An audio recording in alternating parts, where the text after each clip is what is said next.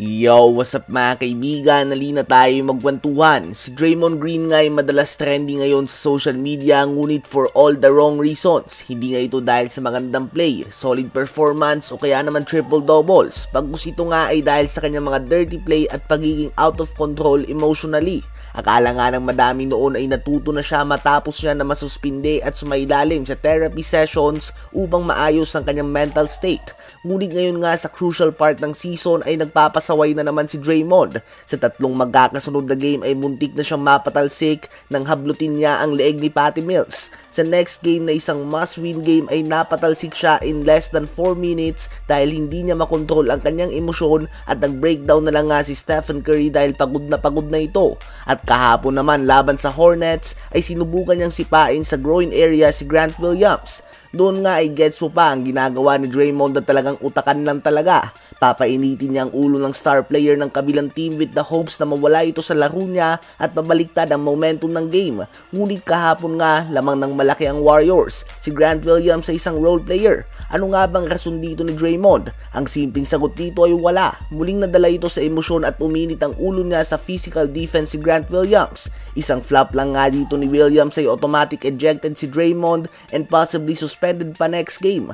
Again, affecting the Warriors na may injured Kuminga, Saric at Klay Thompson. Kapag nadala nga siya sa emosyon ay hindi na niya naiisip na importante ang mga game na ito ngayon para sa Warriors. Tila ba now overpower na ng emosyon niya ang kanyang basketball IQ. And this is just sad dahil isa nga siya sa mga susi ng franchise ng Warriors. Isa siya sa malaking dahilan kung bakit nanalo sila ng 4 na singsing at may Warriors dynasty. Instead na maalala nga siya bilang isa sa mga pinakamagaling na defensive player, being able to guard all 5 positions at bilang puso ng Warriors dynasty. Ngayon nga na malapit na magtapos ng kanyang career ay tila ba nangiiwan siya ng legasiya kung saan mas nakikilala siya ng mga fans bilang isang dirty player. Ayon kay Seth Greenberg ng ESPN ay sinisira nga daw ni Draymond ang kultura ng Warriors at dapat na ayusin ito ni Steve Kerr. Tapos na nga daw ang dynasty ng Warriors. Well, totoo nga mga kaibigan na kailangan ni Steve Kerr maging coach and father figure sa Warriors ngayon dahil tila ba ay kailangan nga ng counseling o ng gabay ni Draymond Green. Kung nais nga ng Warriors na maging successful ay kailangan nila si Draymond. Ngunit with him being out of control at wala ng pinipili na sitwasyon kahit na isa itong mga must-win game, mukhang mahihirapan nga dito ang Warriors. At speaking of Warriors dynasty, aminado nga si KD na si Draymond ang dahilan kung bakit siya umalis sa Warriors noon.